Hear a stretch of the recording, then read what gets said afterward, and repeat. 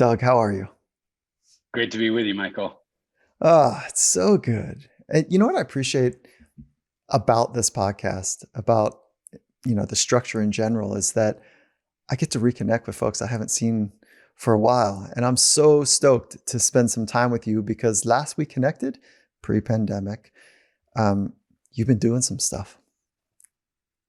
Well, I've been on a few adventures, and it's just great to be back with you.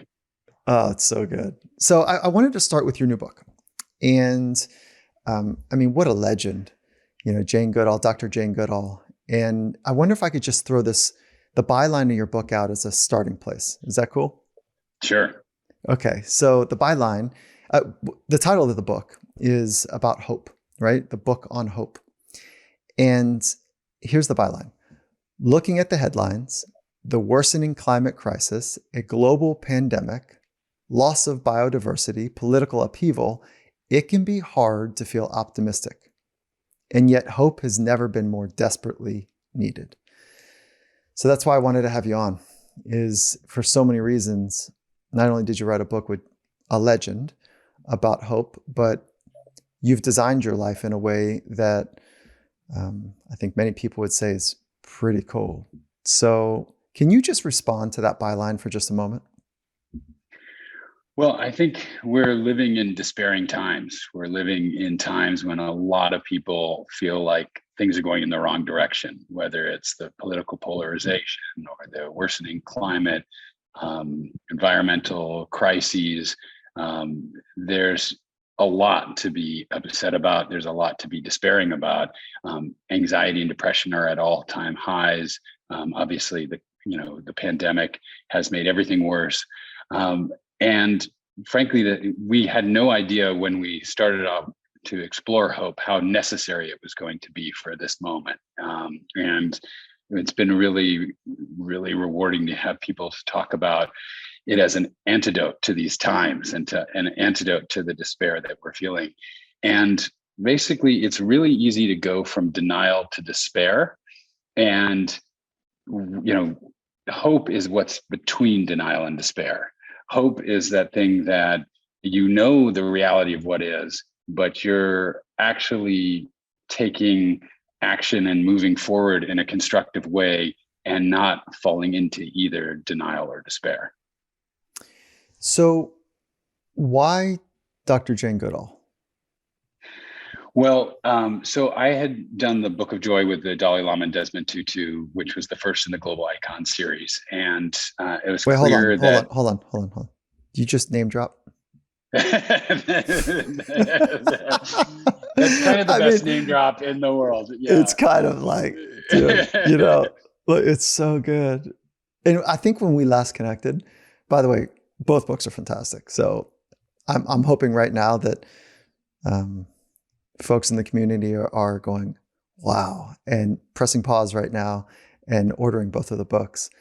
And then coming right back to the conversation because there's some good stuff about to happen here. But last we connected, that was not on your radar. So before we get into like Jane and answering the question, Yeah. why Jane, how did that come to be with, two titans of wisdom?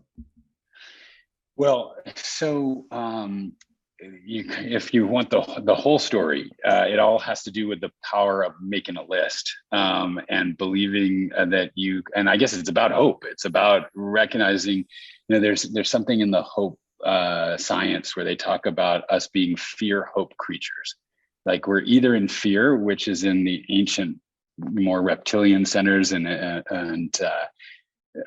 emotional centers of our brain, or we're in hope, which is in our most evolved prefrontal cortex. And so basically I was working in publishing, and I decided I had made enough money for Rupert Murdoch at HarperCollins, and I wanted to set up an agency working with visionaries who are creating a wiser, healthier, more just world. And I made a list of the 20 or so people I most wanted to work with in the world. The first person on that list was Desmond Tutu. The Dalai Lama was on that list. Jane Goodall was on that list. Stephen Hawking was the last, name on that list. And I basically gotten to work with all of those people. And it has been an incredible privilege. And I mean, we can talk about what I've learned along the way in terms of not just the power of making lists, but taking those risks or following through on that hope.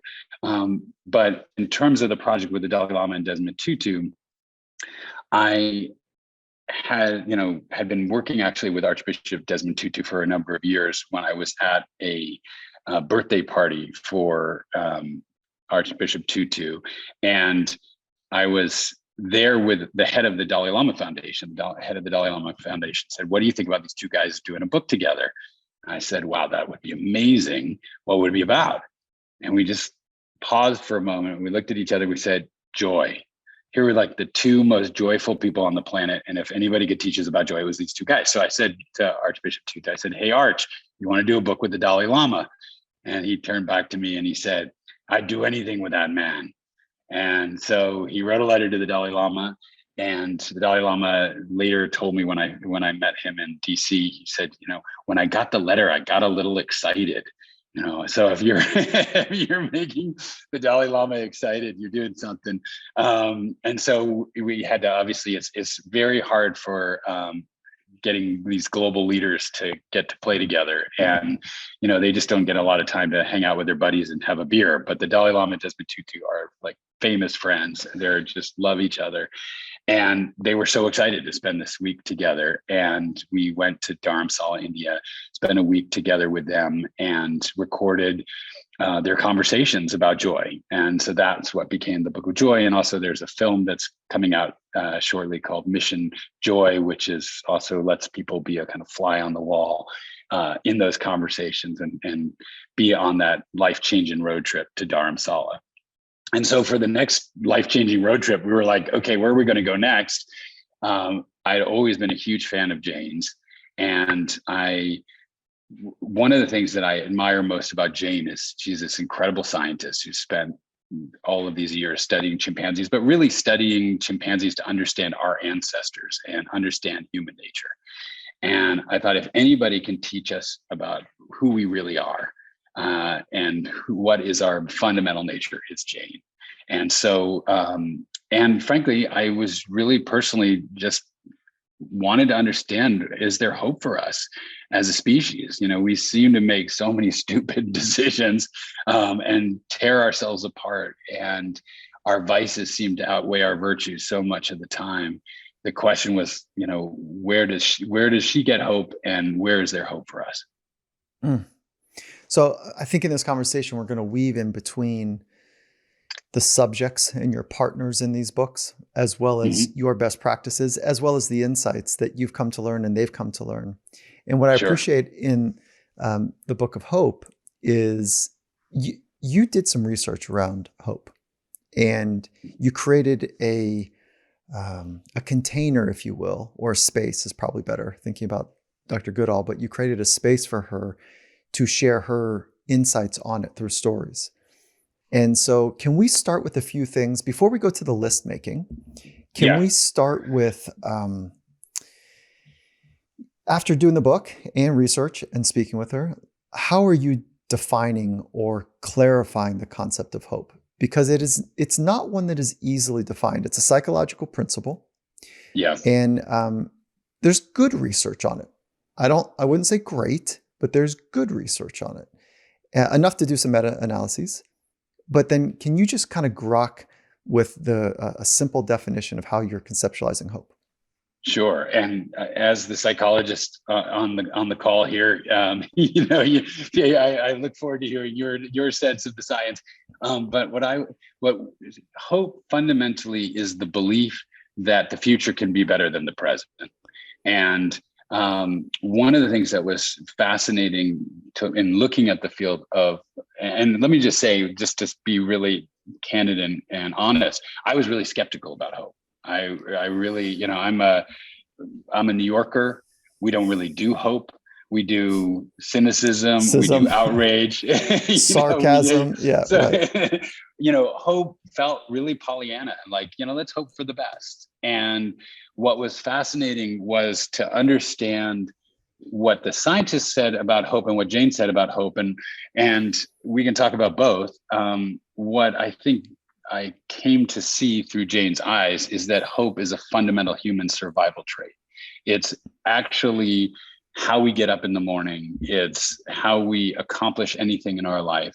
And without it, we fall into despair, depression. Basically, we and our families and our communities fail. And so hope is this fundamental, hard to, as you said, kind of distill in the test tube quality of human nature. But it was fascinating to find from the science that it probably originates in our prefrontal cortex, in our middle prefrontal cortex, where we have language, where we have what's called time travel of the mind, when we have problem solving. It's this really central part of our capacity to imagine the future and to strive for something and better and different than what we have. Nice job. And so here's where it gets a little messy when we're using words like hope and optimism. Sure. Because the overlap between the two is significant. Yeah. And so you guys addressed it, in the book, in a very acceptable, like, oh, that makes sense the way you've conceptualized it. But then can you just share for folks who haven't read it yet, how you were thinking about optimism relative to hope? So I was much more familiar with optimism than hope and pessimism. And optimism is fundamentally a life philosophy or disposition, right? Like it's either I'm an optimistic person, I'm a pessimistic person. Like I kind of, it's not really understood well whether the philosophy leads to the disposition or the disposition leads to the philosophy. How much of it is nature, how much of it's nurture. But optimism is fundamentally an approach toward life that says, if you're optimistic, like things are going to work out for the best. It's going to be fine. What was interesting to learn about hope is that it's not a foregone conclusion. It's not it's all going to work out for the best. It's a belief that you can improve things and make them better than they are, and that you have to actually get active and make it happen, and that there is going to be adversity and challenge. That was really interesting to see that in the literature, hopeful people are not people who say, oh, it's all going to work out for the best. They're people who say, I hope I can make this thing happen. I hope I can accomplish this goal. I know there are going to be obstacles in my way, but I'm going to do my best to realize it. And it was interesting, if we can stay on the topic for a second of, kind of what is hope scientifically. The field that studies hope identifies kind of four fundamental qualities of hope, of what sustains hope, almost like four pillars of hope, if you will. The first is to have realistic goals, right? What makes a realistic goal? Working with the Dalai Lama, Desmond Tutu probably wasn't a very realistic goal, but it was a goal. It was at the time. So even bold goals, going to the moon can be, can be a realistic goal, even if it's a really bold goal. But then you also have to have realistic pathways. You have to have a way to get there.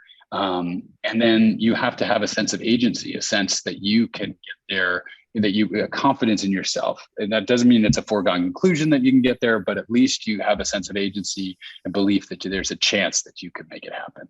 And then fourth, and often left out, is social support.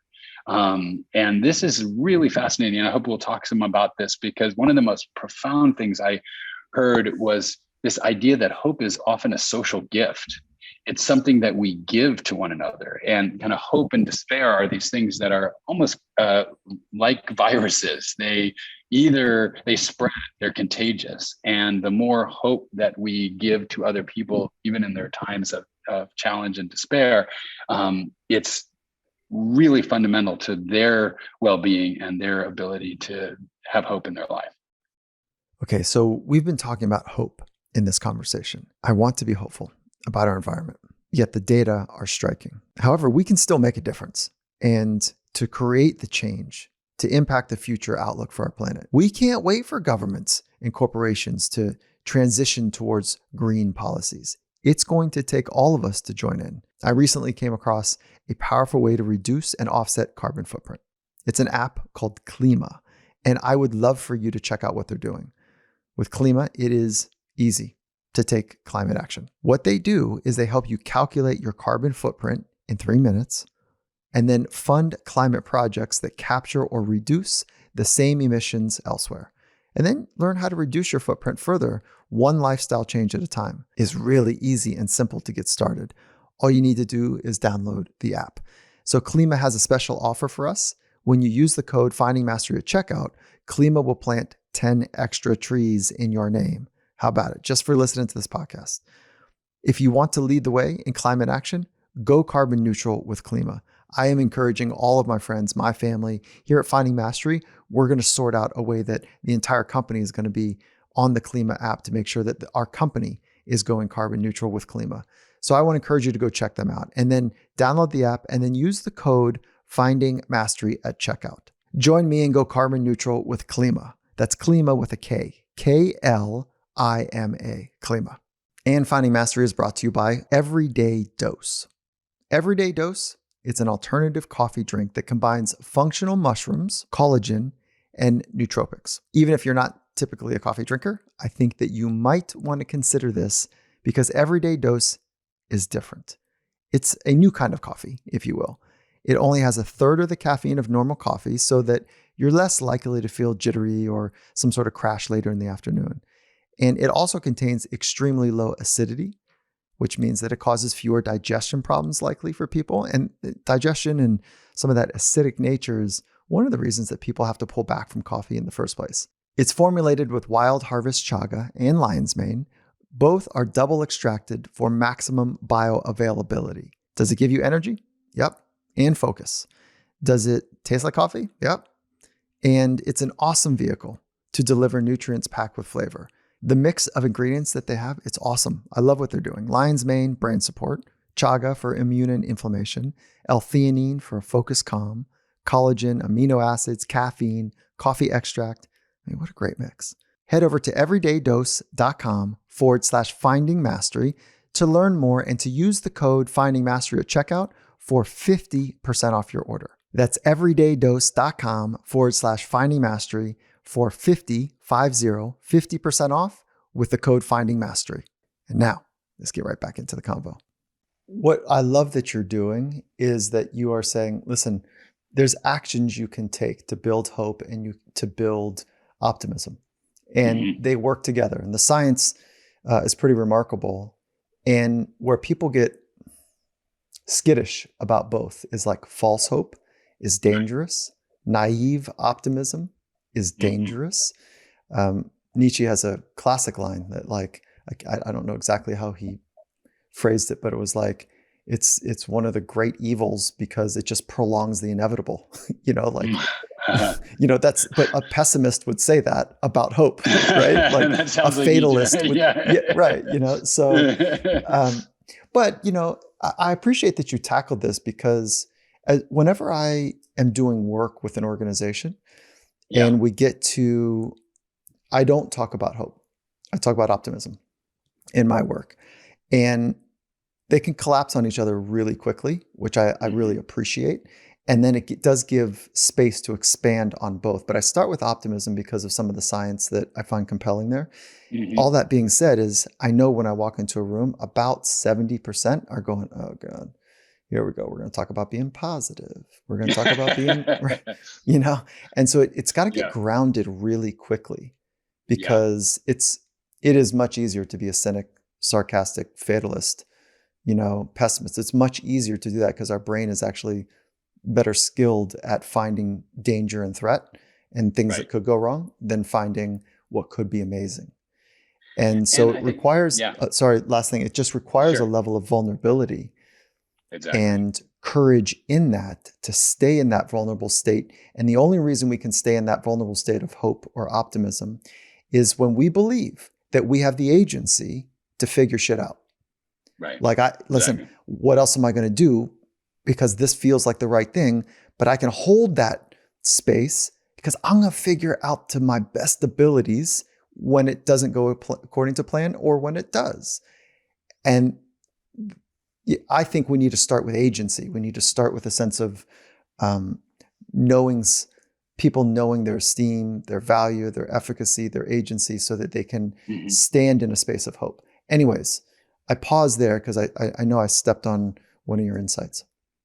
No, I think it was really, you said it so well. And it was exactly something that I was just to jazz with you. I think that cynicism is way more comfortable than hope, honestly. I think there's a way in which kind of assuming that nothing's going to work out, you never get disappointed.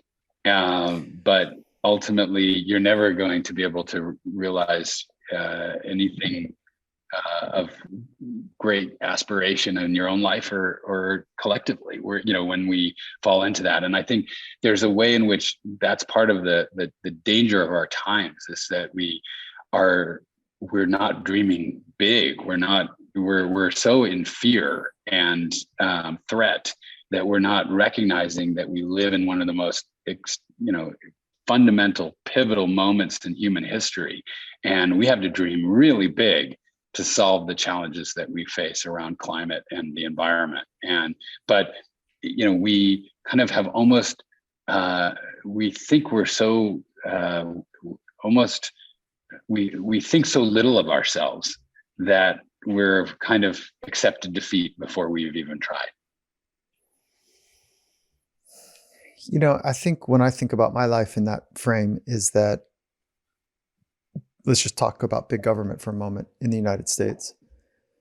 But this is probably true for wherever somebody's listening, is that government are those people over there. And it's these semi-corrupt, they probably started off benevolent, but like that system is so big and wielding, and it's them over there. Like, what am I going to do? And then you think about biodiversity, and you think about like where our planet's heading, the health of our planet. It's like, what am I going to do? So it's really easy with these very complicated, networked, enmeshed systems to not feel like you have a significant thread in that fabric. And so that's why one of the reasons I love the book is because Dr. Goodall is like, she's very clear. She's so grounded in living in alignment with hope. It was so strong and refreshing. And she doesn't feel Pollyannish. And I wonder if you could just speak to what you felt in the room with her when you were trying your best to understand her orientation. Well, I'd say one of the most amazing things that I discovered with Jane is that she has a seeker's willingness to ask the big questions in life, and a scientist's willingness to trust the facts wherever they lead. And so we would, as we were wrestling with these ideas, we would ask like the biggest questions of life and death, and good and evil, and at the same time, really stay close to the facts that she knew. And then she also had kind of a poet's desire to get it right. Like we argued over whether hope was a survival skill or a survival trait, and she was like, and I mean, I know 20 minutes we were, like, tool, it's not tool, no, it's, and I just loved that incredible ability to kind of wrestle with somebody who has spent a lifetime so deeply immersed in the natural world and in the facts, but who's really willing to not just stay fixated on the kind of details or the research facts alone, but to say, what does this really tell us about us?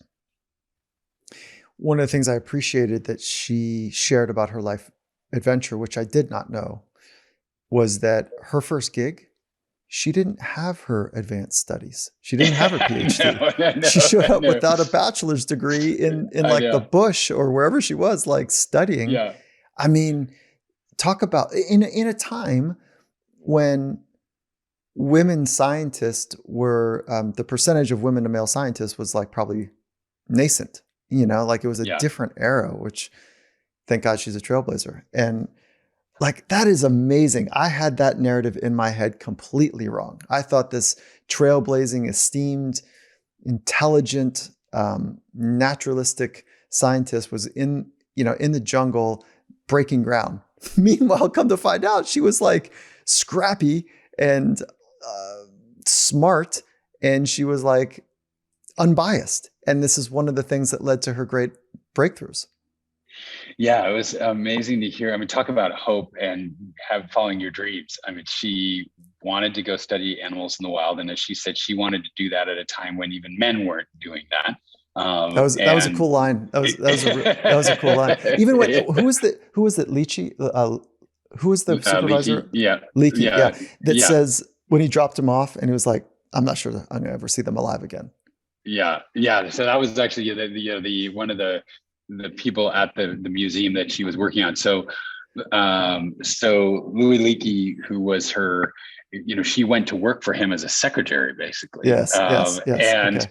and then he wanted somebody who would be unbiased and wouldn't have preconceptions to go into the wild and be able to spend time with the chimpanzees with the express purpose of trying to understand our shared ancestors and where do we come from, and therefore what do we know about a human nature. That's material important, because at that time, and I don't know the answer to this, and so maybe she shared it with you offhandedly, but there was a gap between the primates and the wise humans, Homo sapiens, right? Like, there was a gap in there that was unexplainable.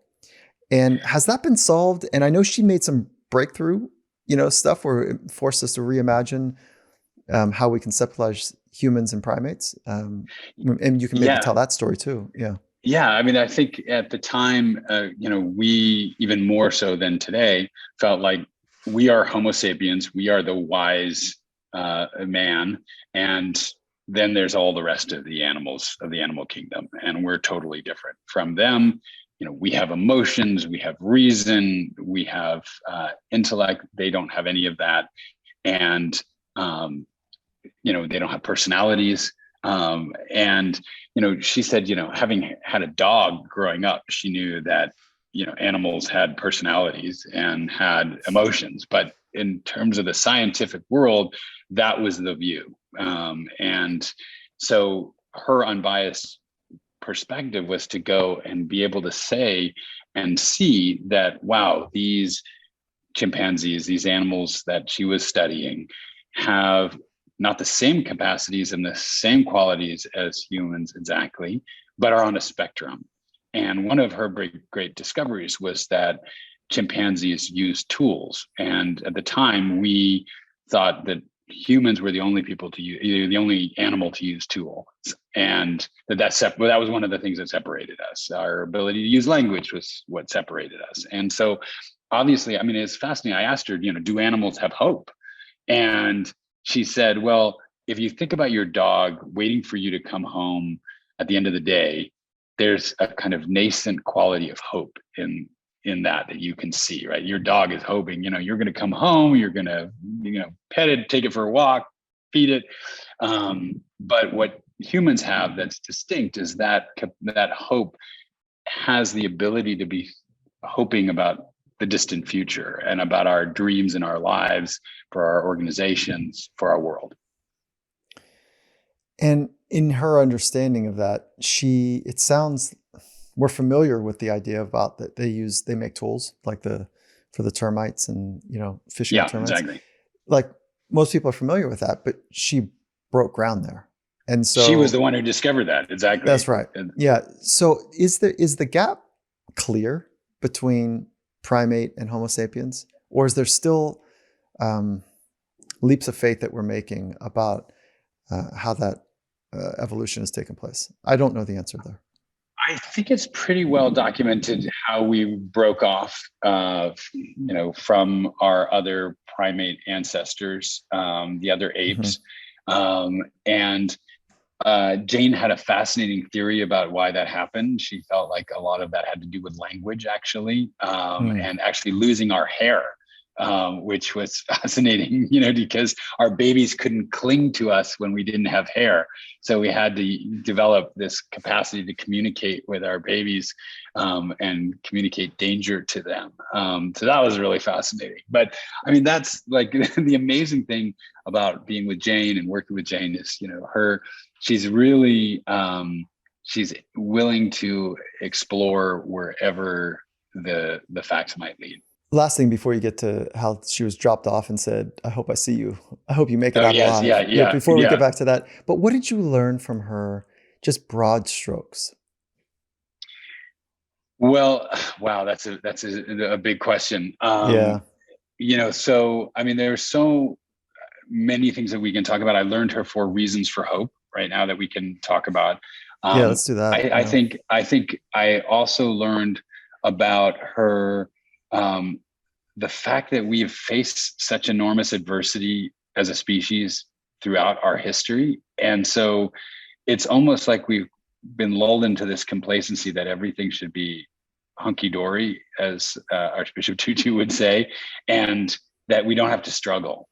And that the struggling that we're doing, whether that's our own individual struggling in our lives, and the importance of that in some ways suffering is inevitable to our experience, but that collectively, whether it's a pandemic, whether it's an environmental crisis, we have faced and overcome enormous challenges. I mean, she talked about growing up in World War II with, Nazi Germany, kind of basically at her door with these, kind of metal scaffoldings on the, on the shores of Britain, and the Nazi U-boats, about to invade at any time. And the ways in which, it was the imagination, it was that sense of hope and possibility of frankly, Churchill's speeches telling, rallying the spirit, the indomitable spirit of the British people to resist the onslaught of that autocracy, and that,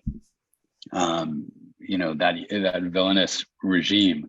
And so, I mean, we have faced dark times, and we are facing really challenging times, and in many ways very dark in their own way. But, it's really about in some ways, our faith and our hope, and maybe even better than faith, our hope in our own capacity to rise to those challenges that's so essential. To come back to the story that you were asking about. So she was actually on archaeological digs with Louis Leakey, and when he observed her ability to navigate the wild and her patience and her ability to do the dig and with the kind of care and insight that she was able to, even though at the time she was basically trained just as a secretary and didn't have any kind of scientific training. And he told her that he wanted her to go and do this experiment, to do this observation in the wild. And at the time, they wouldn't let a white British woman go into the forest, the jungle, unsupervised. So amazing part of this story, and talk about the social nature of hope. Her mother agreed to go into the forest with her and to accompany her, and, quote unquote, chaperone her, to, and went in with her. And so when her mother and she were being dropped off by one of the curators of the museum, he said that when he dropped them off, he never thought he would see them again. And then her response was, I was more focused on the task though. Like I wasn't overwhelmed by the dangers. I was more mission minded. And exactly. I think she's got this incredible ability to have clarity of her mission, to follow this curious path. And then her backstop. I love the 2 ways she described hope: as a stubborn determination to make something work. And really, some call that grit, and you could float that into the grit science pretty easily, but it's got a different feel when you talk about that's what hope is. And then I love how she also said hope is being able to see the light. I think she said this, or maybe it was somebody else that you said in the book, but hope is being able to see the light in spite of all the darkness. Was that her original thought, or was that somebody else's? I think that is something that she communicated. And I think I was also maybe talking about this amazing Auschwitz survivor named Edith Eger, and her experience of being able to survive the death camps, and her being able to find hope in the death camps. And she told this incredible story about this woman who believed that they were going to be liberated by Christmas. And she was totally emaciated and sick. And Edie didn't know how she was possibly surviving another day. And she just kept going day by day. And when she asked her, it was because she believed that they were going to be liberated. And when Christmas came and they were not liberated, she died on that day. And it was just this incredible example of how our hope is at the basis of our will to live and our capacity to survive. And as you said, grit and resilience. I think this quality of Jane's ability to stay focused on the task at hand and the challenges that she was up against, it comes back to this hope fear creatures, right? You're either in fear and you're focused on all the things that could go wrong and the challenges, or you're in hope and you're focused on what you might be able to accomplish. And you may have remember in the book, we talked about the hope scientists talking about 3 ways of thinking about the future. There's fantasizing, which is my delusion that some day I will play for an NBA team, which is just a fantasy, never going to happen, because it has no reality connection to reality or eye-hand coordination, or anything else. Or you can be dwelling. And dwelling, that's, I think what I grew up doing a lot in New York, is, all the things that could go wrong, or hoping.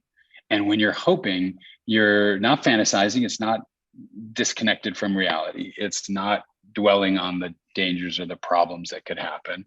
It's hoping and recognizing the obstacles that are inevitable and thinking about and taking action. And I think that's another part of hope that's really powerful, and what can, at least in the hope science, can make it not the Pollyanna wishful thinking or fantasizing or false hope, which is actually thinking, how do I take action and do something to make those goals and find those realistic pathways? Okay, I want to take a quick moment here to talk about Brava. Brava is the world's most advanced, powerful smart oven that harnesses the power of light to cook faster than any other technology. It's beautiful in the design. It is intelligent in the way that they function. And then maybe more importantly is like the thoughtfulness of the experience is rock solid. To make it really concrete, I cook some turkey burgers up. I chef it up. I'll get the onions and I'll get the garlic and I put it all together, with the right seasoning. I put it in Brava. It takes care of it. There's 0 time to heat up because of the light technology. And so it's instantly ready to go. And then there's an intelligence. It's beyond me. I don't know how to do it. It just comes out right. And you know what I love about it is that you mix it up. You don't have to monitor. So when you're on the grill, you got to monitor it. You got to flip it. You got to take care of it that way. And for all of their stuff, you make it, you put it in the oven, and then it monitors it for you. I've cooked omelets and salmon and asparagus, and it is unbelievable what they've done. It feels like I've got an extra set of hands because I just prepare it, put it in, and then Brava becomes like the chef. And so I want to encourage you to check them out. It's Brava, BRAVA.com. And then use the code FindingMastery at checkout for $200 off. That's Brava, BRAVA.com. And then use the code FindingMastery for $200 off. You're going to love this product. It's a game changer. And Finding Mastery is brought to you by Inside Tracker. Inside Tracker cuts through the noise by analyzing your blood, DNA, lifestyle, and fitness trackers to provide you with a personalized, science-backed, trackable action plan on how to live, how to age, how to perform better in your life. And that is my favorite part. They don't just give you data. They actually turn that data into useful information and provide you with nutrition and lifestyle actionable steps that you can take to live your life well. If you missed the recent Finding Mastery conversation with Inside Tracker founder and chief science officer, Dr. Gil Blander, I hope you'll check that out. We take a deep dive on longevity and discuss different strategies for living a longer, higher quality life. For a limited time, Inside Tracker is offering us 20% off their entire store. So if you're interested, this is a great opportunity to get started. Just go to insidetracker.com/findingmastery. That's insidetracker.com/findingmastery for 20% off. And with that, let's jump right back into the conversation. Yeah, so it's really clear when you think about them, because one is La La Land, one is anxiety provoking, and the other one requires, again, to hold a container that I'm going to dare to dream. I'm going to dare to think about the future in the most beautiful way. And I'm actually going to put a little bit of skin in the game, because I might just, if I do that, then I'm at some level accountable to that image. That it takes a certain amount of, well, one, let's just say it takes the luxury of being able to have the space to not think about providing, in a desperate way. So there's a luxury to have the space to not be so overridden by basic needs that you can, have time as a luxury. Right. Right. Now, all that being said, and I don't want to sound insensitive when I say it, is that even when we are having the most dire of external circumstances, it does not mean that we lack the ability for hope. It just means that in many respects, if I put myself in that situation, it would be harder.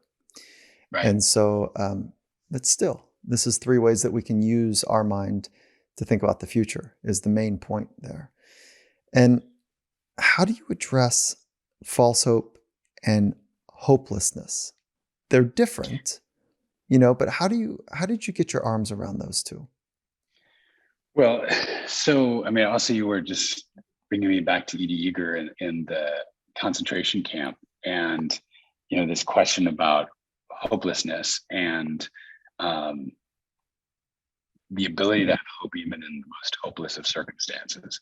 And so she also tells a story about how she was literally left in a pile of rotting bodies to die when her sister, who was also in the camp with her, used this kind of tin of, like, this tuna tin, basically, that she had to, because they couldn't really move, to catch the light from the sun and attract the attention of one of the GIs who were liberating the camps, to tell them that they were alive. And so that act was an act of hope. That was an act of survival that was, in the most dire of circumstances, when they're literally at death's door, that they are going to survive. And she talked about how the GI put M&Ms in her hand and put them up to her mouth so that she could live. And I think that to come back to this question of false hope, I think that it's really, this is like one person's false hope is another person's difficulty, right? And challenge, right? So my grandfather was a amputee, who lost his leg in a trolley accident, who became a neurosurgeon who operated on Babe Ruth and separated some of the first conjoined twins. And his favorite motto was, "The difficult is hard, the impossible just a little harder." And it's that sense of, like, well, is it, that false hope, is so easy for us to is really cynicism in disguise, right? It's like, it's never going to happen if I had thought realistically, like if I had thought I'm a book editor and I'm going to go write a book with the Dalai Lama and Desmond Tutu, you could have said that's a false hope, like that's crazy. Or work on a book with Jane Goodall. And so I think that where false hope often rears its head a lot is in medicine and in health. And, people are told not to have false hope, or they don't want to be given false hope. And during the writing of this book, my dad got diagnosed with cancer and with T-cell lymphoma, and I had to come back from working with Jane in Tanzania and fly back and be with him and what he called companion him on his long journey to death. And it was, I mean, one of the most intense, painful, beautiful experiences in my life to be there with him and literally to be able to hold his hand as he died. And there was a moment after we had done all the tests where it was clear that the path of treatment was going to just prolong things very minimally and compromise his quality of life, and that it wasn't worthwhile.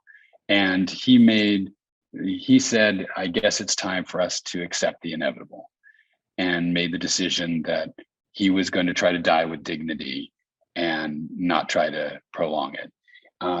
And so I think there is certainly a place for accepting the facts and not pretending that anything is different than it is.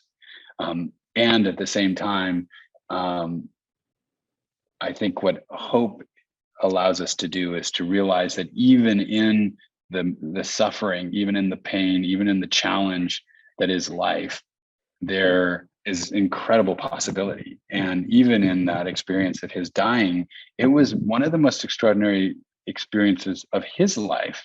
You know, he talked about how that part of his illness and death was all part of his curriculum. It was all part of his learning and his ability to experience life fully.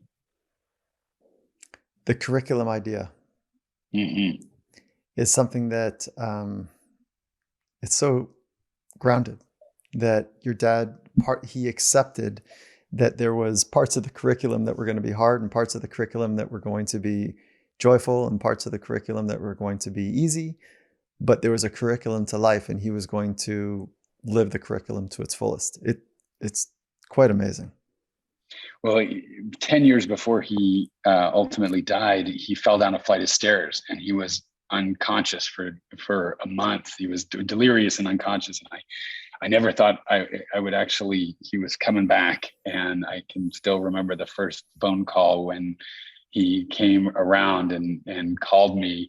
And it was like literally like, you know, him coming back from the grave and being on the other end of the telephone.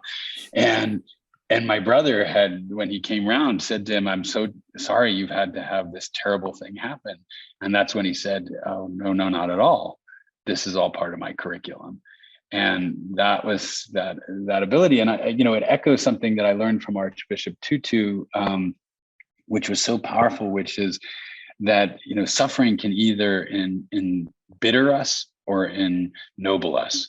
It can either make us feel like life is meaningless and just filled with pain and suffering, or it can ennoble us and allow us to grow and develop our capacities, our empathy, our compassion, our generosity.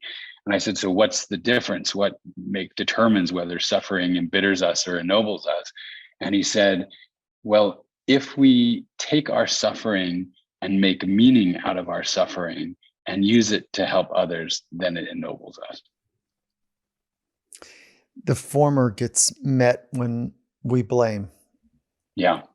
And it's a way to not feel the pain because it's their fault. It creates a smallness to the way that you interface with the world. And so it's the more of a victim approach as opposed to more of a agent approach. And so the latter is related to purpose and meaning, and exactly. Obviously would give rise to hope and making a difference, and I say that there's something remarkably contagious about hope, about purpose, about optimism and cynicism and pessimism. That too is contagious. And so, if we just pause here for a minute to talk about how you structured, like, what was it like growing up? How did you end up as an adult structuring your life, but what were the conditions early on that promoted that construction? Wow, that's a really interesting question. And I guess what I would say is I grew up in a really fortunate and privileged environment where the life of the mind and the life as an exploration and a journey was really encouraged. Um, and I also grew up with a mom who suffered from depression. And I think I was really struck by that pain early, and seeing that. I think anybody who's had a depressed parent, or parent who struggles with mental health challenges, um, you kind of see how much suffering can happen within one's own skull.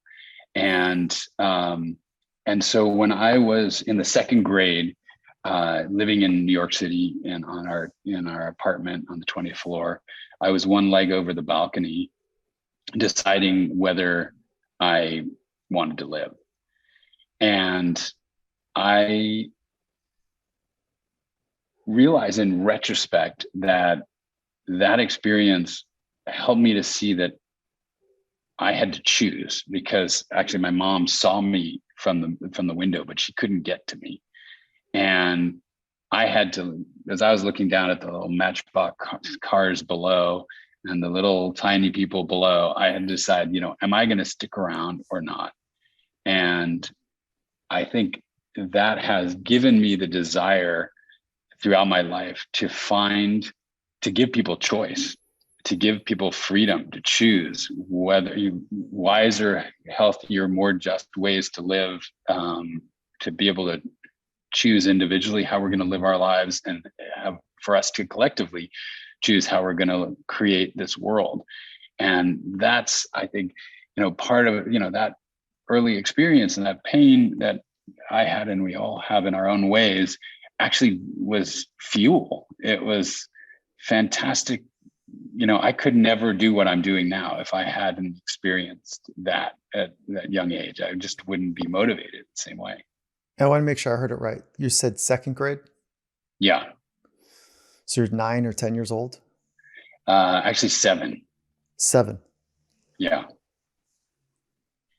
Jeez, dude. There's an insight about until you say no, can you fully say yes? Yeah.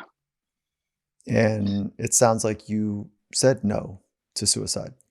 So you fully said yes to life. And I'm not suggesting somebody needs to get to that place, because that insight also shows up in relationships. Before you can say no to certain conditions, will you say yes to the ones that you want? Fill in the blanks for other analogies, as parallel paths, but like, geez. Okay. Well, I think that what I experienced then, and I think in our own ways we experience eventually, is that we get to choose. Like we're either living in victim and life is happening to us, or we're at least co-creating it, and we're realizing, like, okay, there's a given, or what my dad on his deathbed called the chiven, what you choose from what you've been given.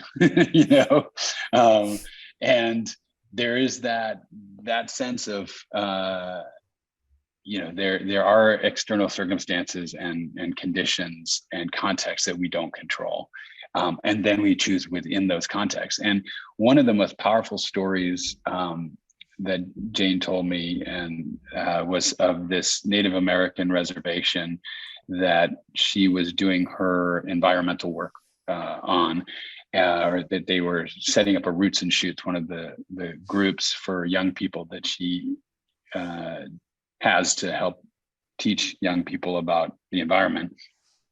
And this community was like the suicide capital of America.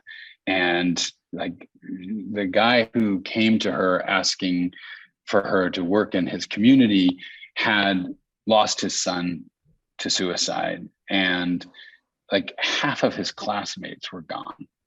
And there was like a 50% unemployment rate on this reservation. I mean, obviously the conditions of poverty and substance abuse on and despair on Native American reservations in our country are some of the most appalling and shocking, that we allow this, that this is something we tolerate and accept. But one of the things that I got from hearing those stories was just how that hope is that there's a kind of communal hope. And one of the researchers, and that we are all impacted by. So, as you were saying that, we were talking about how hope is contagious. It's like we're born into a community that either is more or less hopeful. And then our own hope contributes to the hope of that community. And one of the really interesting scientific studies was finding how the measure of communal hope was fundamental for the well-being of the community, and how it's, so it's obviously the economic factors and play a huge role in how hopeful people feel. But it's incredible that sense, hope is actually almost this measure of how well the human spirit is doing. So, okay, if you were to score yourself a level of hope, what do you give yourself as a score? Score. Wow, that's a great question. Wait, on my good days, my bad days? Let's do, yeah. How about a range? We'll do a range in the middle. Well, I think that, I will say that I have a high amplitude. I think throughout my life, I would go really high and also go pretty low. But I think that doing this work with the Dalai Lama, Desmond Tutu, and the book with Jane, and maybe it's just getting older as well, it's stabilized 7.8 to 8.9, somewhere in there. And I think that, it's this question of like, what are our hope practices? What are our joy practices? So it's almost like we think about it as, I'll wake up one morning and I'll be really just low. And, maybe I'm thinking about something that's really, a family member that's not well, or something that's really upsetting me. And then, what do I do with my mind? Right. I mean, this is, obviously what you focus your work on. And come on, let's get into it. Like, what are some of the practices? Yeah. So it's this question of like the mastery over one's own mind. And I think that, in some ways it's about, so we're working with this incredible pair of authors who do the Harvard Adult Development Study on a book called The Good Life. And some of the things they talk about, what creates the good life, they talk about three things that I thought was really fascinating. One is what you do each day, what do you do each week, and what do you do over the course of your life? And what you do each day is about where you put your attention, right? That's the mind training. That's okay, am I going to focus on all of the things that I'm pissed off about or that are bumming me out? Or am I going to accept the pain of that, to deal with the fear, anger, and sadness, and do the work to feel those feelings, not just numb them out, because that was one of the things I learned from the Book of Joy, is like, you can't have joy without sorrow. So doing the emotional work to recognize those things, not ignore them, because then it's just whack-a-mole and they just pop up somewhere else. But then to be intentional about where you put your mind and where you focus your attention and what you can do or what you can't do. So that's the attention piece. What you do weekly, according to this really fascinating body of research, is about relationships. It's about social relationships. It's like, do you prioritize your relationships, your social fitness. This is like a fascinating term that they talk about, is your social fitness. And it's like what they found in the longest study of human health and happiness, this Harvard Adult Development, is that it fundamentally, our satisfaction in our life comes down to our social relationships. They discovered that the quality of your relationships at our age, in your 50s, determines how long you live in your 80s. And so, that prioritizing, focusing on our relationships and choosing that from week to week is crucial. And then the third piece of the practices that they talk about are what we do from year to year. And that's about meaning and purpose. That's about going after those long-term goals, and really, and fundamentally, it's also about relationship. It's about where can we contribute? Where can we make a difference that gives us meaning and purpose?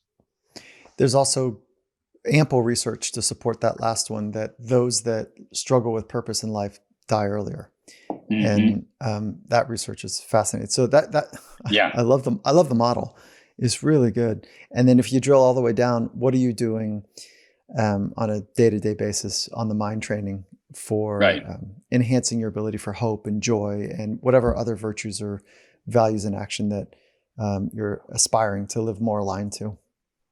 And just to jazz with you there, I think that, we often think that it's all about mindfulness or it's all about meditation. And obviously that's crucial. The meditation practices and the training of the mind are really important. But in the Book of Joy, one of the things that was really interesting was hearing their 8 pillars of joy, that there were these different practices. And it starts with the first pillar is perspective. So it is crucial kind of where you put your attention and where you put your mind. Their 8, just to run through them real quick, were perspective, humility, humor, a sense of humor, not taking yourself too seriously. And that was just the best, was to see the Dalai Lama and Tutu taking the piss out of each other and laughing and cutting it up like crazy. And then acceptance, that sense of, and so it's really perspective. It's really whether you focus on the heartache and the heartbreak, or you're able to widen that framework and see that heartache and that heartbreak in a wider paradigm and context. Then from that perspective, you come to a place of humility where you're not better or worse than the other billions of people on the planet. You're struggling along with everybody else, and you have compassion for yourself and for their suffering. And then, that sense of humor that leads you to that kind of like, well, if we're all in the drink together, let's not take ourselves too seriously. And that's the humor. And then from that sense of humor, then you can laugh at yourself. You can accept the reality of what is. You can accept that this. And one of the things that was fascinating is they talked about acceptance as the only place from where real change can occur. Right? You got to accept the reality, that the challenges that we're facing, in order to make any changes or difference. And then from acceptance, once you accept the reality of what is, then you're able to accept the reality of what was. So you're able to have forgiveness and to forgive those people. And as you said, it's no longer that other person's fault or what they did to me.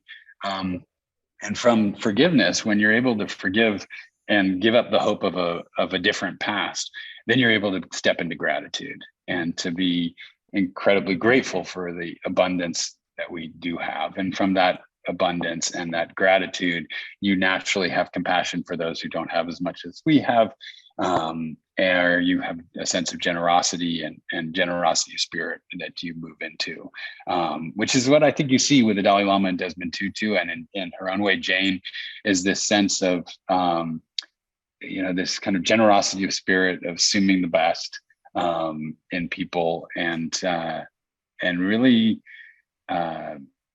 seeing that adventure of life as a path of growing and learning. I was in a small little event. It was probably about 25 people, where the Dalai Lama was speaking, and then he was going to go speak to a larger congregation of a couple thousand. And there was two really remarkable moments. One was I was with a professional surfer, and he asked if the Dalai Lama wanted to go surfing with him. Yeah. And I mean, come on, and the Dalai Lama, like, he leaned over to his, I forgot his name, but he helps with the translations. His translator, yeah, Yeah. probably, yeah. And he leans over, and his eyes light up, and he goes, "No, there's sharks in the ocean." And the whole room kind of erupts. And then the surfer was relentless and says, "No, I'm serious. Like, I will take you where there's no sharks." And then back to the translation, his eyes light up again. He goes, "No, I'm telling you, there's sharks in the ocean. Like, I don't want." And it was just like, he was just like you say, taking the piss. He was just having a good time with it and having fun. And that joy, almost on demand, it's like instantly available. And the playfulness, and then, like, can flip into deep introspection and compassion and care, and almost like a grief for others, like the tragedy of life.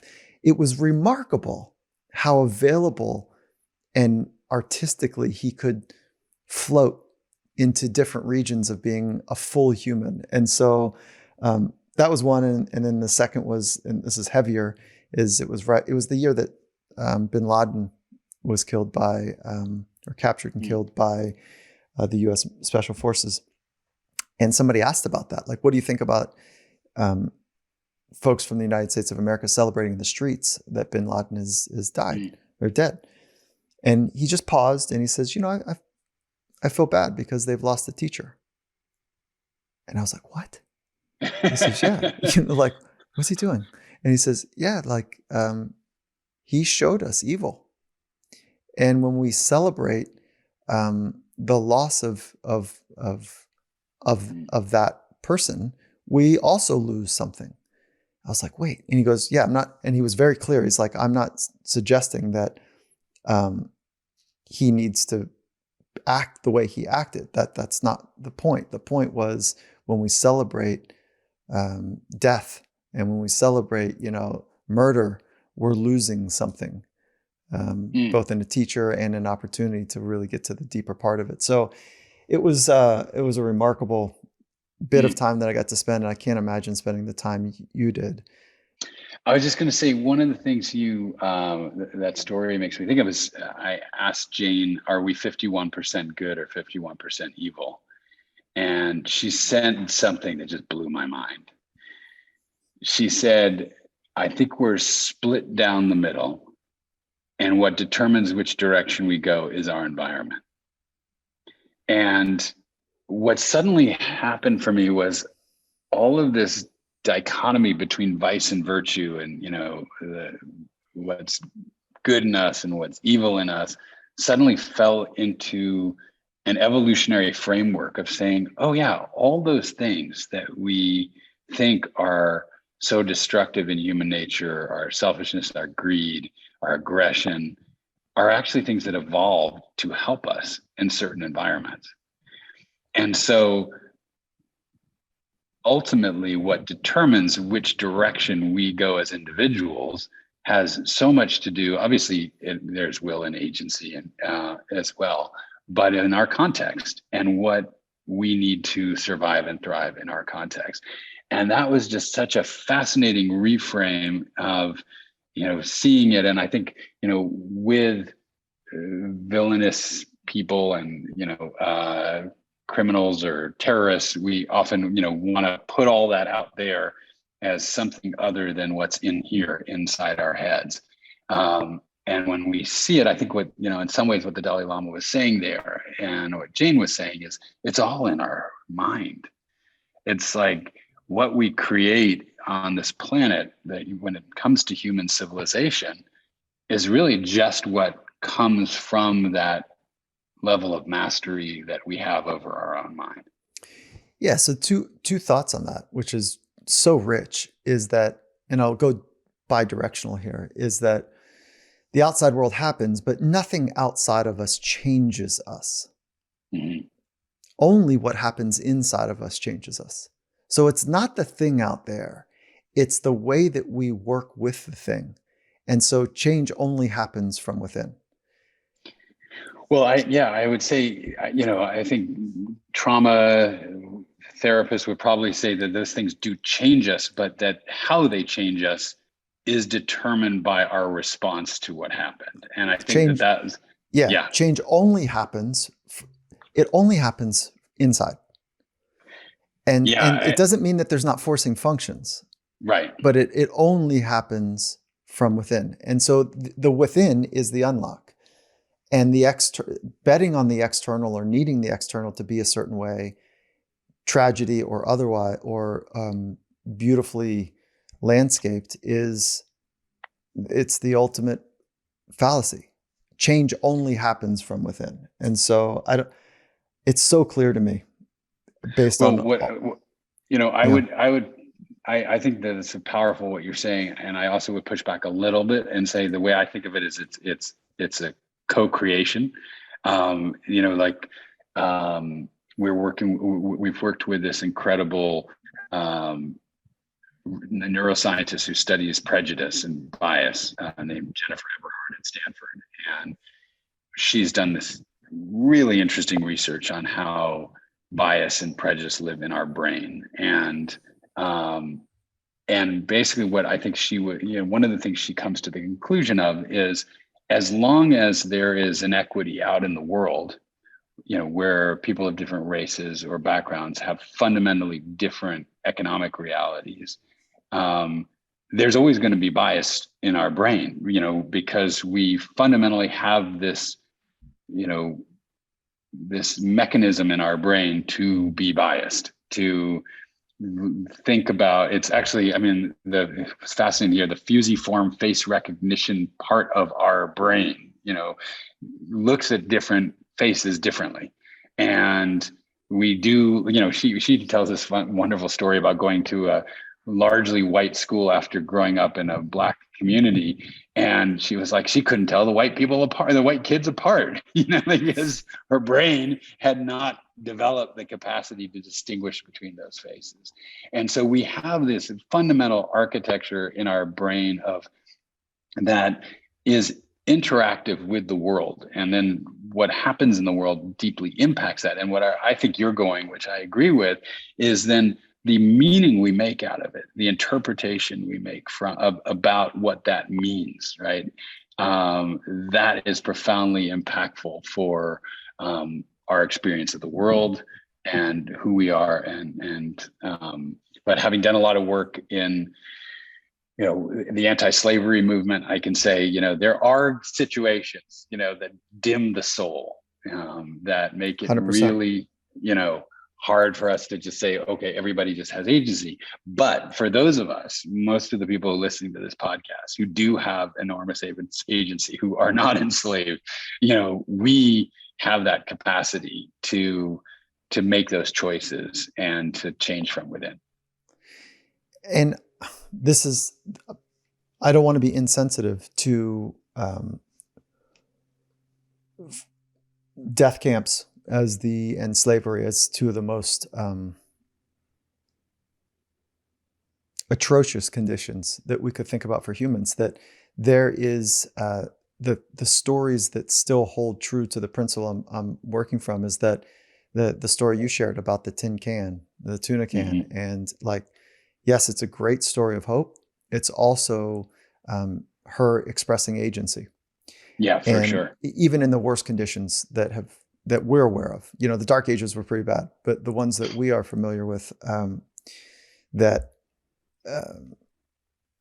it is within us that, in the way we respond, and the way that we filter information, and the strength of our psychology, and the pliability of the way we understand humanness, is what allows us to deal and thrive and or suffer. And so, and we're not all created the same. Some of us have preconditions and from a genetic standpoint, and some of us are born into circumstances that are easier or harder. Can I ask you a question about that?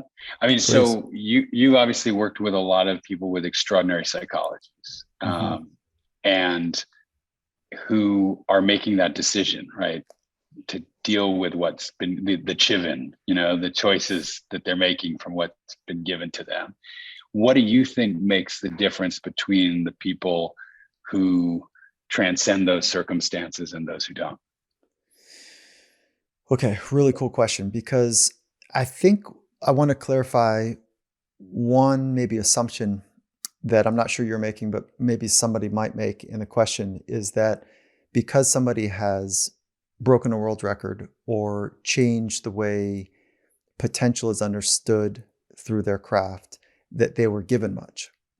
In fact, I'll tell a story to bring the point home, but I'll finish the sentence. In fact, that might not be the case at all. And so I was in LA, and I was, which is where I live, and I saw a legend in basketball that I had known, and I said, "Hey man, how you doing?" And he said, "Gosh, I'm doing great. It's been awesome to now be coaching." And I said, "How's your son?" And he said, "He's doing good." And I said, "Okay, what do you mean?" And he says, "He's barely a teenager, and I've given him everything. I've given him the best shoes, the best camps, the best coaches, privates. He's in the best clubs. He was on the hardwood when he was 4 years old, shagging balls from legends in the NBA. And I've given him everything to do whatever he wants to do. But I couldn't give him the one thing that I had, which was nothing. I don't know if I made a mistake, but the one thing I had was nothing. I didn't have shoes. I didn't have camps. I didn't have coaches. But from that nothing, I sprang this deep desire to figure it out. And so I think that story, and he's welling up as he's telling the story, right? I think that story captures what I've seen to be true for most people that have done the extraordinaries, that they come actually from a place of desperation. And I'm talking about sport, not necessarily some of the leaders that we're mentioning in this conversation.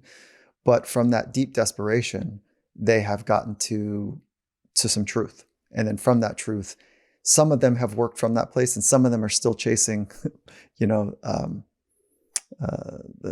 fool's approach, which is they need bigger cars, bigger watches, bigger social media, whatever, thinking that is going to be the answer to their purpose. But some have really, in both cases, whether it's from desperation to get to the truth or desperation to just to be recognized, they both go to ridiculous, uncommon, relentless approaches in work. And so they work in ways that are almost nearly unhealthy. And so that's a long preamble to get to this question, or to get to your answer, which is, I don't think that there's a common thread that works across them. And I will say that most of them you would not want to trade your life with. And so this is just a couple insights embedded in as a long response to your question. So interesting. Yeah, I remember you saying that development of mastery at that level often requires such sacrifice, and in some cases unhealthy sacrifice. And I think that this is why, when we're talking about topics like joy and hope, and fundamentally kind of the human capacity to master our own lives, and not some kind of extreme mastery of a sport or activity. It's exactly. There's a difference. Mastery of craft and mastery of self do not necessarily parallel. And I'm talking about, in that former part of my conversation, I was talking about mastery of craft alone. Right. And I'm not interested in that. I'm so much more interested in the combination of the two. And, Jane clearly demonstrates mastery of craft and self. So does Archbishop Desmond Tutu, and so does Dalai Lama. And I think you do too. What do you think? Well, I'm still on the path for sure. You're still on the to path, get to mastery. But there's still a lot of the curriculum to come. But I do think it's one of the amazing things of getting to wrestle with these great beings is seeing them, wrestle in that, with that amazing. I mean, there's so many stories I could share with you about. But I think one of the things I wanted to make sure that I shared, because given that it's so central to the Book of Hope and to hope for our time, we've spent a lot of time in this conversation talking about hope in our own lives and our own minds. But I think one of the places that people are coming to is the recognition that there are these great challenges that we face as a species Let's talk or about as a nation. Let's talk about the 4. That's awesome. And I think that, so the question to Jane was really, not only where does she find hope in her own life, but where does she find hope in our world? And whether there's hope for us to face these challenges, and where do we turn? And the 4 things that she talked about, her 4 reasons for hope, are the amazing human intellect, the resilience of nature, the power of young people, and the indomitable human spirit. And I'm happy to talk about any or all of those if you want. They speak for themselves in such amazing ways, and I think that people can push back on them. And when I first kind of digested her framing of them, I was like, God, it's really good. And then I said, wait a minute. We are a species that torture people. We are a species that selfishly has corrupted Mother Nature's ability to flourish. Wait, hold on. And then I go through those lenses and I go, the resilience of nature. Yeah, it is remarkable. So I don't want to double click on that one. Like, Mother Nature is remarkable, Yeah. And I just want to remind me, but us, is that we are nature. It's not like nature is the tree and the seed and the ocean and the salt and the compounds. Like, we are nature. And we are incredibly resilient. And so I think that one's like amazing. The amazing human intellect, cool. And it goes one of 2 ways. We're either going to build machines that are going to run us, or we're going to build machines that are going to help us, and we're going to solve some stuff. So there's an optimism, pessimism lens there. I don't want to double click on that, because our intellect is remarkable. We have not, though, connected our head and our heart properly. So there's a huge gap. We are one of the few species, primates included, that we have emotions. Elephants have emotions, dogs have emotions, but we have the ability to make sense of them through communication that is very sophisticated, and we are awful at them, Doug. We are awful, especially us male folk. We are so far behind when it comes to feeling. So let's pause on the human intellect. I think that's amazing. The human spirit is I'm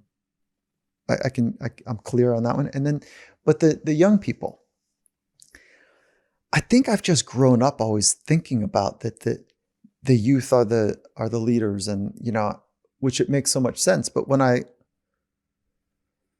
don't know, man, I think I need the adults in the room to stand up. And absolutely. And I don't, like, the adults in the room are pretending like it's the other adults that are the problem, and we're fighting. We're not working in a collaborative way, and we need to team. We're not good teammates, this adult race of ours. But so I get that. Can you just help me through that? Because the young people, yes, Greta Thunberg, oh my God, like, amazing. And there's lots. But I want to put the responsibility. I don't have much hope for adults right now. And I struggle with that, because I walk down to my local market and I see people that are head down, anxious, frustrated. They don't want to make eye contact. They're overwhelmed. They are struggling with kindness and connection and groundedness and hope. And when the pandemic started, I was talking to the CEO of a Fortune 100 company. And I said, what do you think? And she says, well, it's going to reveal 1 or 2 things. Like, this amazing spirit of people to figure things out and to work together, or something quite striking that none of us are going to be in awe of. It's gone that way, at least in the United States. So can you talk about the challenge I'm having between the hope of the next generation and the hope for adults? Well, I just really appreciate how you're struggling with this so honestly, and frankly, that's what my perspective was to bring to Jane, was, you know, the kind of how can you say X given the reality of Y? How can you say, you know, and I think we talked about the amazing human intellect and how you know, that good and evil is actually was there to help us and is there to help us. And it's a question of kind of what we encourage, what we support. And that's why I think hope and so many things are so contagious socially, because, you know, the more people are kind of isolated and alone and disconnected and burdened. And I think, you know, when you talked about your going down to the market and seeing where the reality of where people are struggling. I mean, this is a really hard time. As one of our authors, Andy Karsner, who was the Undersecretary of Energy, and, you know, was responsible for kind of the renewable revolution, gave Tesla its first loan. And he said, you know, we have never had a political, a sociological, and an environmental crisis all at the same time. And, you know, this is, you know, we are, you know, we're really challenged right now. And I agree with you 100% that I think it's total cop out to say, well, you know, the power of young people is going to save us alone. And that it's really, you know, we fucked it up and it's up to them to make it better. That is a betrayal of our children and our grandchildren. I think when we recognize that we're not, you know, we didn't inherit the earth from our parents, we are borrowing it from our children, as the famous quote says, then we need to get our shit together and figure out how we can make a difference and get out of our personal pain, right? This is the challenge, right? When we're in our personal pain, it's really hard to focus on the pain of other people. And it's really hard to see the pain that exists in our society and try to deal with it. But that is exactly the solution, right? The way to get out of our own personal preoccupation is to turn, as Art says, and wipe the tears from the eyes of another. And that actually is the secret of joy. He said it so powerfully. He said, when you go beyond your own self-regard, you will be surprised by the joy. And that is what purpose, the science of purpose, is really about. It's part of something bigger than your own freaking needs, dude. Whatever it is. Like the Archbishop said it more eloquently than I just did, but that's the idea that sits underneath of it, like wiping the tears of another. I mean, yeah. And if you think about it, you know, and you said earlier how overwhelming the government or the global problems can seem. Yeah, I mean, if we grew up, you know, we evolved. If we grew up as a species with the, you know, in bands of like 140, as it seems was the case, you know, our sense of agency was much more clear and direct. And, you know, when we're in these in impersonal bureaucracies, realities, politics, organizations, it can feel like we are ineffectual, that we don't have agency. But ultimately, as Archbishop Tutu also said to me, the sum total of a human life on planet Earth comes down to the daily interactions that we have with one another. So our ability to interact and co-create and collaborate and treat each other with decency and with possibility instead of outrage and anger and hatred and all the other things that seem to be stirred up right now.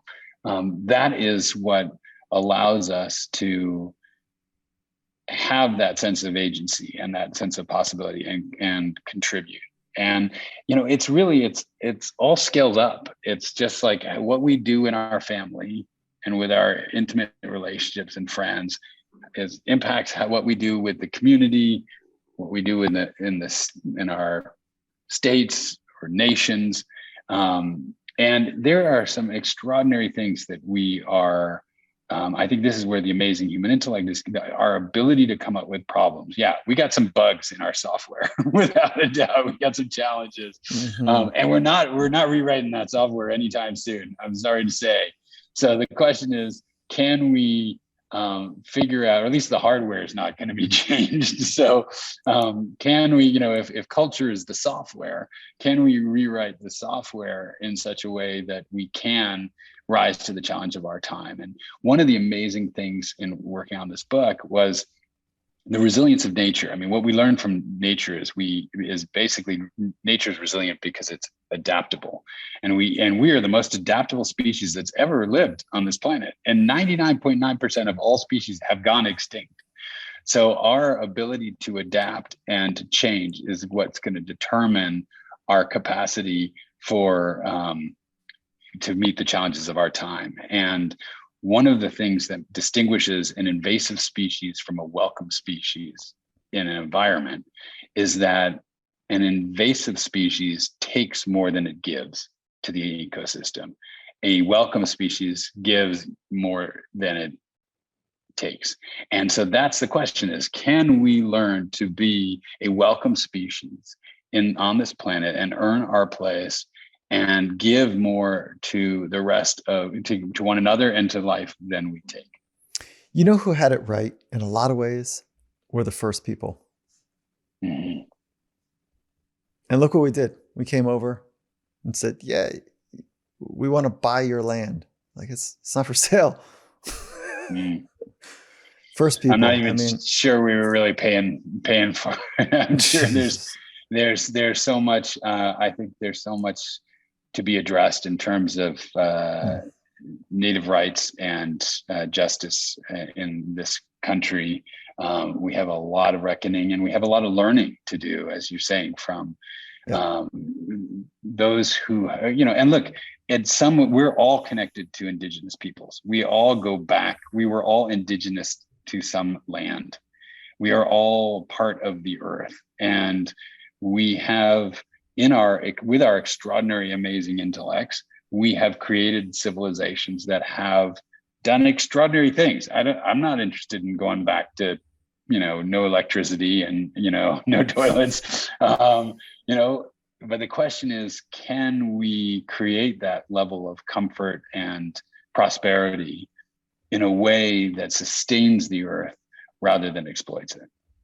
And there's, so I like that, because the partners that we're looking to have on even this podcast and in our businesses are partners that are so forward thinking on environment, that like there's one partner we have where you can figure out your footprint and then you can buy the carbon reduction of the exhaust that you're creating. And so they're offsetting. Those types of companies, like we must have them at this point. Figuring out how to offset our toxicity is one strategy. And so that I think we're thinking, you and I are now talking like kind of global, if you will. And again, this starts to get, for me, it's almost like foggy, it's like, I want to come down to like, and I'll just say it right now, Klima is a partner of ours that you can go do some research and say, oh, if I take this many flights, if I have this kind of car, if I drive to work this distance, if I eat meats, then, this is my carbon footprint. And then you can buy it down. That's great. Now, if you don't have the money to buy it down, then you've got to figure out some other solutions if you want to be a good citizen. And I loved that Jane recognized that if we have poverty in our communities, we're in trouble. Yeah. Because when you're struggling at that level to feed your children, to feed yourself and your children, like you're going to buy the cheapest food. You can't think generativity. You can't think with, is that the right word? Generativity? Yeah. Yeah. So anyways, I don't want to get too lost in the thinking of it, and I want to just say, like, I'm inspired by Jane. She is so inspiring. I actually want to finish the thought about, it didn't sound right. I don't want to get lost in the thinking. It's the thinking, the perspective to take action, and to do action with the list of 8 you talked about was amazing, like with humor, with gratitude, with compassion. All of that is so beautifully said. And so I'm going to go back and look at the 8. I'm going to figure out my best plan for the 8. And then, but I don't want to get off this point and I want to say thank you for your time again, but I want to go back to, like, how did you create your list? How did you build your agency? And I don't mean agency as your business, which in many respects it is, but how did you go about building the agency within yourself to have the life that you've led, to learn from titans? Well, yeah, I think so appreciate the question. And I think it comes back to, first of all, as you were saying, some of that pain that motivates and that drive. So I think really taking that pain or suffering and seeing its value. And it taught me something. It showed me something. It showed me a need, and to embrace it as something that needs, that can benefit me and perhaps others. So that was, I think, the first piece of it. I think a second piece of it was that boldness, that sense of, like, how do I get away from, cynicism or self-doubt, and I have plenty of self-doubt and had plenty of self-doubt. And, but it's like, what wins the day? Do those self-doubts, which voice, right? Our mutual friend, Ethan Cross, is our inner voice an inner critic, or is it an inner coach? And do we help transform that inner voice, which he talks about in his book Chatter, into that coach that encourages and says, you can do this, you can make this happen. And so I think really overcoming those self-doubts, and then it's really like those 4 pieces of hope. It's like having those goals, right? I had that list and I said, this is where I'm going. This is what I'm going to do. And then it was a process of finding those realistic pathways to connect with those people and say, and help them see that my vision was in service to their vision. And so to see that sense of going beyond my own self-regard, to have kind of a sense of what my friend and author Dan Siegel calls mind sight, the ability to see what's in other people's minds and know what it is that drives them and motivates them, and how to support them. So that's part of the finding the pathways, right? Which is, and realizing, and this is the amazing thing, is I think when you're on purpose in your life, whether it's just humanity that rises to support you or some even more mystical quality in our world, it's like the doors all seem to open, right? And we're working with a neurosurgeon named Jim Doty on manifestation. And he talks about this way in which you train your mind to see opportunity and possibility. And I think so once you have those goals and you see and you're focusing on that opportunity, and then you find those pathways, and then you fucking run like hell down those pathways, and you have that sense of, like, okay, I may fail, and and it's, I was scared to death to do those interviews with the Dalai Lama and Desmond Tutu, right? You can imagine, right? I was like sitting there the night before, I was like, when is Oprah Winfrey or Anderson Cooper going to come and take over so I can sit my ass down? But sometimes, as Art says, you're the one in the room. And if you put yourself in the room, then something can happen through you that's bigger than yourself. And so that ability to say, to both be, it's like this incredible boldness and somewhat arrogance to say, like, I can and want to do this, and then the releasing it and the surrendering and saying, this isn't about me. This is about something beyond me that I want to be in service to. And then it's as we were talking about, the social network that and the social support that it seems to align and help us reach our goals. But we got to know what they are. We have to be really clear on what is that intersection of our skills, our joy, and the need of the world. And that intersection of those three things is the gift that we have to give. And so, it really does go back to joy. It starts with joy. Knowing your joy. Joy is contagious. When you know what gives you joy and what you're most alive about, then it's easy to run that marathon, and because you're in joy and people are cheering you on every step of the way. Speak on it, Doug. I love it. I love it. I wanted to say one last thing, because we've been talking about the individual there, is just in terms of the opportunity that we have as a species, which is this, the greatest generation was only the greatest generation because of the adversity they faced in World War II. And we have the greatest challenges that humanity has ever faced. And we have the opportunity to be called to our greatness because of those challenges, and to rise to the occasion and to be the greatest generations, not just the young people, us adults as well. And the next several generations, the next 10 years are going to be decisive for humanity.